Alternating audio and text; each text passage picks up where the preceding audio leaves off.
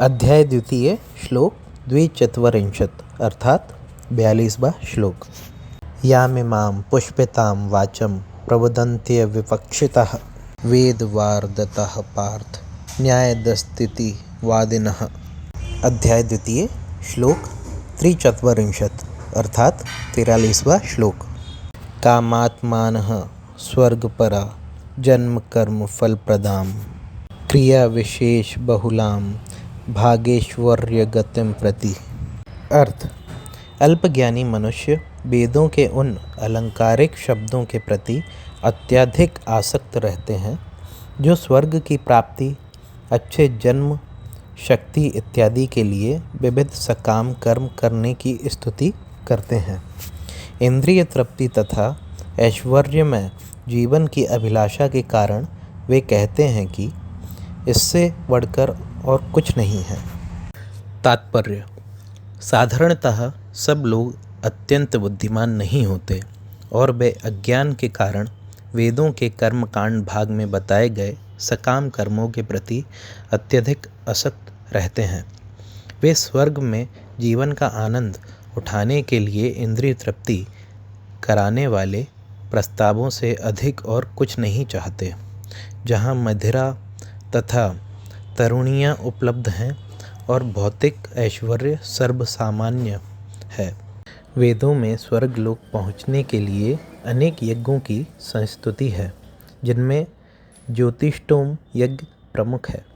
वास्तव में वेदों में कहा गया है कि जो स्वर्ग जाना चाहते हैं उसे ये यज्ञ संपन्न करने चाहिए, और अल्पज्ञानी पुरुष सोचते हैं कि वैदिक ज्ञान का सारा अभिप्राय इतना ही है। ऐसे लोगों के लिए कृष्ण भावनामृत के दृढ़ कर्म में स्थित हो पाना अत्यंत कठिन है। जिस प्रकार मूर्ख लोग विषैले वृक्षों के फूलों के प्रति बिना यह जाने कि इस आकर्षण का फल क्या होगा आसक्त रहते हैं, उसी प्रकार अज्ञानी व्यक्ति स्वर्गिक ऐश्वर्य तथा तज्जनित इंद्रिय भोग के प्रति आकृष्ट रहते हैं। वेदों के कर्मकांड भाग में कहा गया है, अपाम सोमव्रता अभूम तथा अक्षयम हावे चतुर्मासस्याजिनः सुकृतम भवति। दूसरे शब्दों में, जो लोग चतुर्मास तप करते हैं वे अमर तथा सदा सुखी रहने के लिए सोमरस पीने के अधिकारी हो जाते हैं।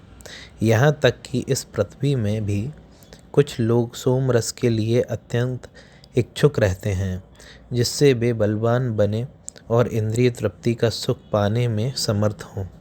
ऐसे लोगों को भवबंधन से मुक्ति में कोई श्रद्धा नहीं होती और वे वैदिक यज्ञों की तड़क भड़क में विशेष आसक्त रहते हैं।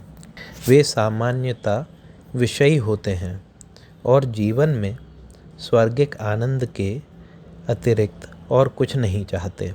कहा जाता है कि स्वर्ग में नंदन कानन नामक अनेक उद्यान हैं, जिसमें देवी सुंदरी स्त्रियों का संग तथा प्रचुर मात्रा में सोमरस उपलब्ध रहता है। ऐसा शारीरिक सुख निसंदेह विषयी है। अतः ये लोग वे हैं जो भौतिक जगत के स्वामी बनकर ऐसे भौतिक अस्थायी सुख के प्रति आसक्त हैं। अध्याय द्वितीय श्लोक चतुश्चत्वरिंशत् अर्थात 44वां श्लोक। भोगेश्वर्य प्रसक्तानां तया प्रहत चेतसां व्यवसायत्मिका बुद्धि समाधौ न विधीयते।